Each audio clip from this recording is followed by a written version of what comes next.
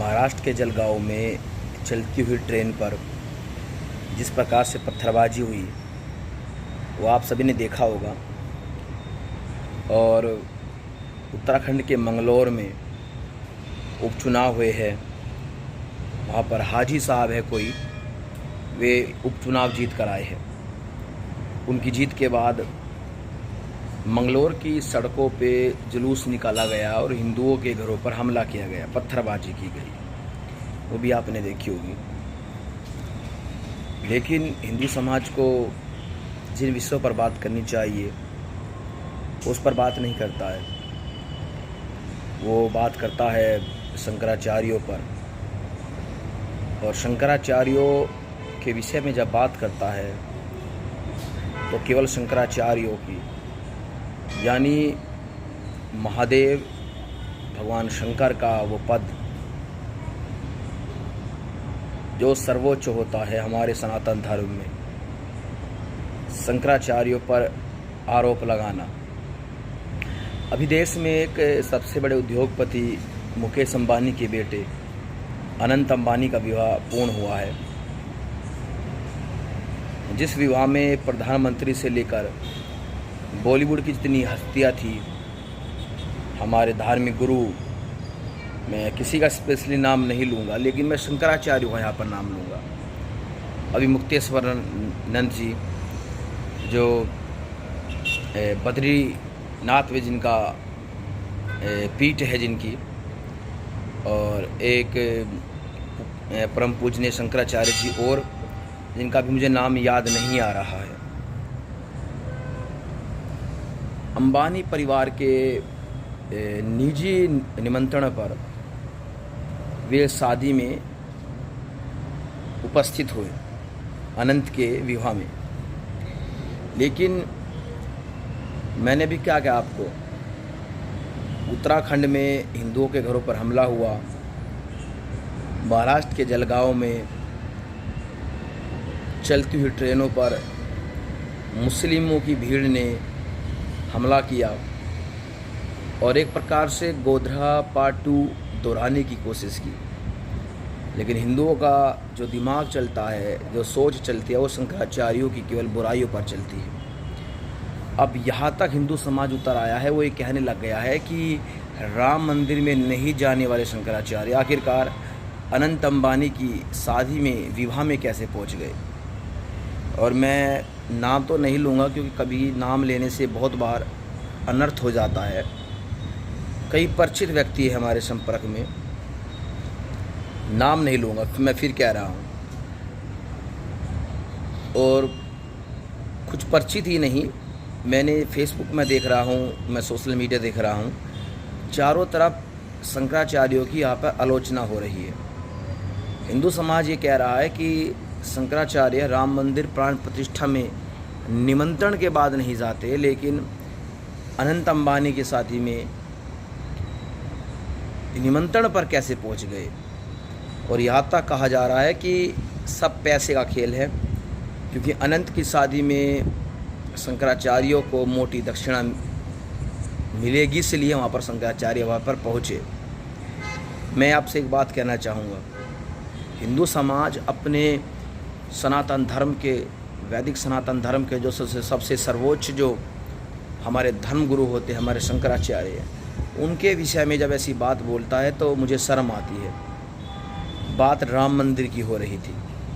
शंकराचार्यों ने कभी नहीं कहा कि हम राम मंदिर का बहिष्कार करते हैं। उन्होंने ये कहा कि राम मंदिर, जिन परिस्थितियों में राम मंदिर का पूजन हो रहा है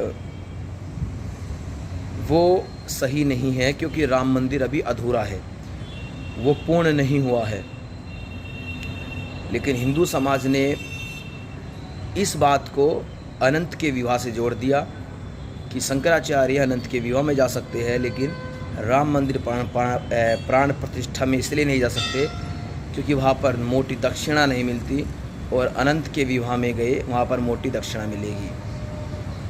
ये छोटी सोच, ये छोटे विचार हिंदुओं को नर्क की ओर ले जा रहे हैं। हम जब अपने साक्षात शंकर के अवतार कहे जाने वाले शंकराचार्य पद की गरिमा खो देते हैं और अपने शंकराचार्यों के विषय में ही हम अनाप शनाप बोलना शुरू कर देते हैं, तब किसी धर्म का, संप्रदाय का, समुदाय का समाप्त हो जाना यही से आरंभ होता है। शंकराचार्य स्वयं में एक सरकार है। सत्ता में भाजपा इस वक्त है, जो हमेशा नहीं रहेगी।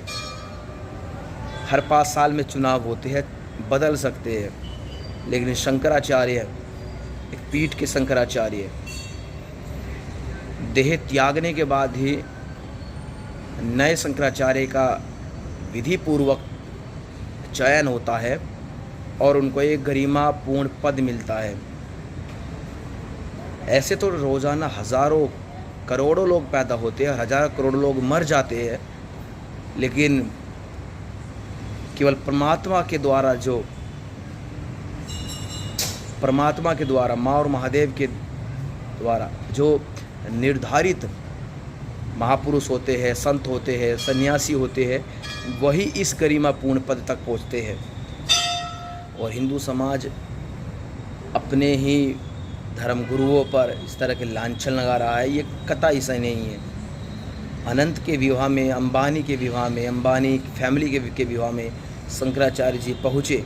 आप ये देखिए, मुकेश अंबानी, नीता अंबानी और अनंत अंबानी, पूरा अंबानी परिवार किस प्रकार से शंकराचार्य जी का उन्होंने स्वागत किया, उनका पूजन किया, उनका सम्मान किया।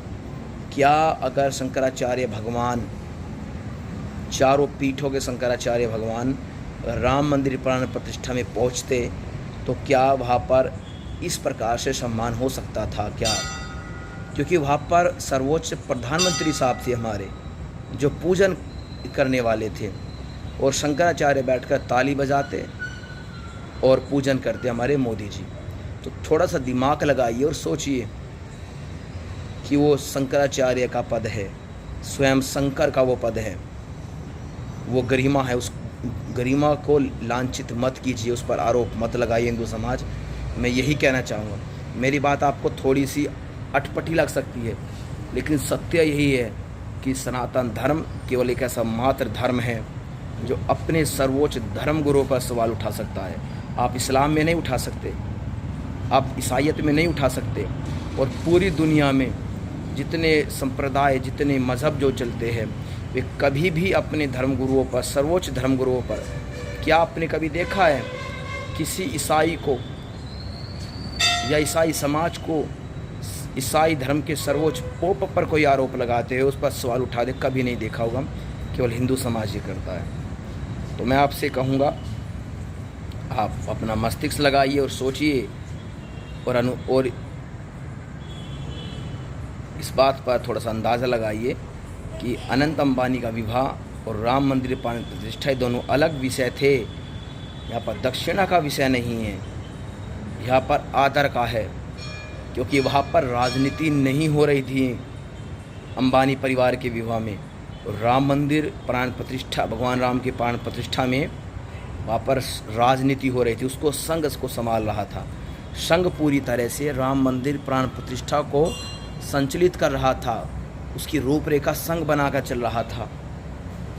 यहाँ पर संघ नहीं था, तो शंकराचार्य जी के लिए यही उचित था कि राम मंदिर प्राण प्रतिष्ठा में ना जाए। इस बात का मैं समर्थन करता हूँ। और अनंत अंबानी के विवाह में गए, उनको आशीर्वाद दिया, उनके खुशहाल जीवन के लिए उनको आशीर्वाद दिया। हम नमन करते हैं शंकराचार्य भगवान को। हर हर महादेव, हर हर महादेव, हर हर महादेव।